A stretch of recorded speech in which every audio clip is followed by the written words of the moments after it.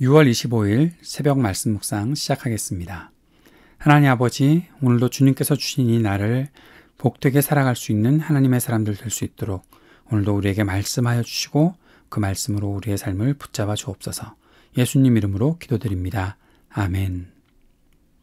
오늘은 고린도전서 15장 1절에서 11절까지 말씀 함께 읽고 묵상하겠습니다. 형제자매 여러분, 내가 여러분에게 전한 복음을 일깨워 드립니다. 여러분은 그 복음을 전해받았으며 또한 그 안에 서 있습니다. 내가 여러분에게 복음으로 전해드린 말씀을 헛되이 믿지 않고 그것을 굳게 잡고 있으면 그 복음을 통하여 여러분도 구원을 얻을 것입니다. 나도 전해받은 중요한 것을 여러분에게 전해드렸습니다.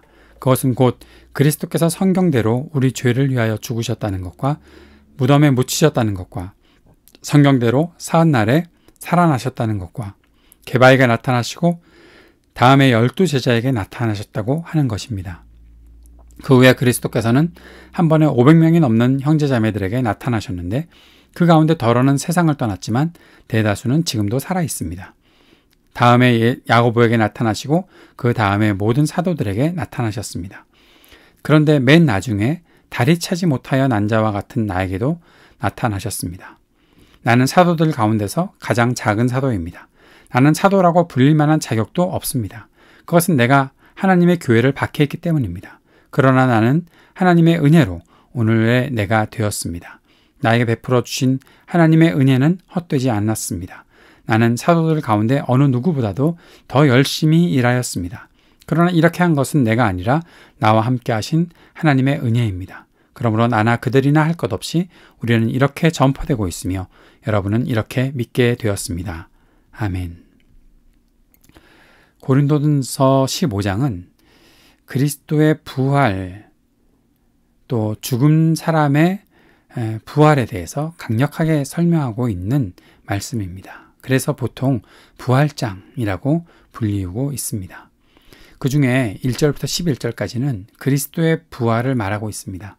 그런데 바울이 그리스도의 부활을 말할 때 복음을 함께 말하고 있는 것을 우리가 주의 깊게 살펴보아야 합니다.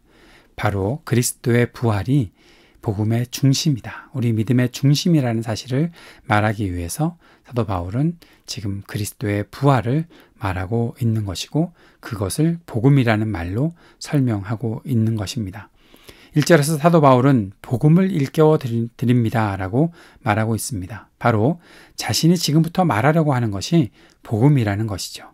그리고 그 복음은 크게 세 가지로 설명이 됩니다. 첫째는 그리스도께서 성경대로 우리 죄를 위하여 십자가에 죽으셨다라는 것으로 설명하고 있습니다. 바로 그리스도의 십자가의 죽으심이 복음이다라는 것이죠. 둘째는 그리스도께서 성경대로 살아나셨다라는 것입니다. 이것이 그리스도의 부활, 이것이 바로 복음이다라는 것입니다. 그리고 꼭 우리가 잊지 말아야 될 것이 있는데 이 그리스도의 십자가와 부활이 사람들에게 나타나졌고 그 나타남을 본 사람들이 그것을 증언하고 증거하는 삶을 살았다라는 것. 이것이 바로 복음이고 이 복음의 시작이 되어서 복음이 시작되어서 사도 바울에게도 전해졌고 사도 바울이 이 내용들을 증거하는 사도가 되었다라는 사실을 말해주고 있는 것입니다. 복음의 중심에는 그리스도께서 계십니다. 우리의 죄를 위해서 죽으시고 생명의 길로 인도하시기 위해 부활하신 그리스도께서 복음의 중심이십니다. 그리고 그 복음은 많은 제자들에게 나타났고 많은 증인들을 만들었습니다. 그리고 그 증인들을 통해서 복음이 증언되었고 우리도 그리스도를 만나고 그리스도를 믿는 사람들이 되었다라는 것입니다. 이것이 우리가 그리스도의 부활, 십자가와 부활을 증거하는 증언의 핵심 내용이 된 것이고 계속해서 이 복음이 움직이고 있다는 것들을 우리가 알게 되는 것이죠. 증인을 만들어낸 이 복음은 계속 우리에게도 전해져서 우리도 증인되게 하였던 것입니다. 복음은 계속해서 생명력을 가지고 움직이고 있고 우리로 하여금 살게 한다는 것입니다. 이 복음 안에 우리가 같이 들어가 있는 것이죠. 사랑하는 여러분, 우리는 그리스도의 부활을 믿는 사람들입니다. 단지 내가 죄에서 사함받고 부활하여서 또 영원한 생명을 얻었다라는 그 사실을 기억하고 그것만 가지고 살아가는 사람들이 아니라 이것을 증거하며 살아가야 되는 삶이 있다라는 사실을 말해주고 있는 것입니다. 이것에 아주 중요한 증인된 사람이 바로 사도 바울이었습니다. 사도 바울은 그리스도를 믿는 사람들을 박해했던 사람이었죠. 그래서 자신은 사도로서의 자격도 없다라고 그렇게 말할 정도로 자신의 그 예전의 연약함에 대해서 잘 말해주고 있습니다. 그러나 그 연약함에 사도 바울은 머무는 사람이 아니었습니다. 왜냐하면 그리스도께서 그를 만나 주셨고 나타나 주셨고 그 그리스도를 본 증인으로 살아가는 삶을 살게 되었던 것 때문에 그렇습니다. 사도 바울이 그렇게 살아감으로 인해서 사도 바울은 더 열심히 일하며 어떠한 사도들보다 열심을 내어 이방인에게 복음을 증거하는 삶을 살았고 지금도 그렇게 살아가고 있다라는 그 말을 하고 있는 것입니다. 사도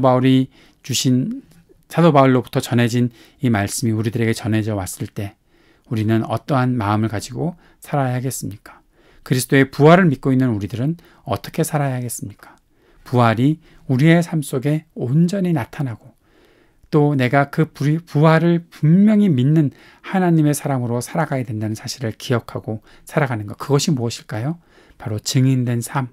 내 삶을 통해 그리스도께서 부활하셨다는 사실이 증거되고 나도 또한 그리스도와 똑같이 살아가게 될 것이다라는 사실을 온전히 나타내는 삶. 그것이 바로 부활의 증인으로서 살아가는 삶이고 복음의 증인, 믿음의 길을 걸어가는 사람들의 모습이 된다는 것이죠. 사랑하는 여러분, 오늘도 우리가 이 믿음 안에서 살아갑시다. 주님께서 우리에게 주신 믿음을 우리가 간직하고 주님께 더 가까이 나아가는 완전히 연합된 사람으로 살아가는 그리스도와 온전한 일치를 이루는 그리스도와 함께 죽고 함께 살아났습니다. 이보다 더 어떻게 증인된 삶을 살아갈 수 있겠습니까? 그렇게 분명히 살아갈 수 있는 저와 여러분의 삶이 될 수 있기를 위해 오늘도 주님께 간구하는 이 아침이 되었으면 좋겠습니다. 오늘도 우리 함께 기도해야 되는 여러 기도의 제목들을 기억해 주십시오. 이 땅의 어려움들을 극복할 수 있도록 또 우리 조국을 위해서 이 미국 땅의 인종차별이 그칠 수 있도록 함께 중보하며 기도합시다. 우리 교우들을 위해서 자녀들을 위해서 우리 청년들을 위해서 기도하고 또 IT를 위해서도 함께 기도해 주시는 이 아침 되었으면 좋겠습니다. 함께 기도하겠습니다. 사랑하는 주님, 그리스도께서 십자가에 죽으시고 부활하셨다는 사실이 우리의 믿음의 중심이 되었는데 이 사실을 믿고 살아가는 사람답게 복음의 증인으로 살아가는 우리 모두가 될 수 있도록 인도하여 주옵소서. 예수님 이름으로 기도드립니다. 아멘.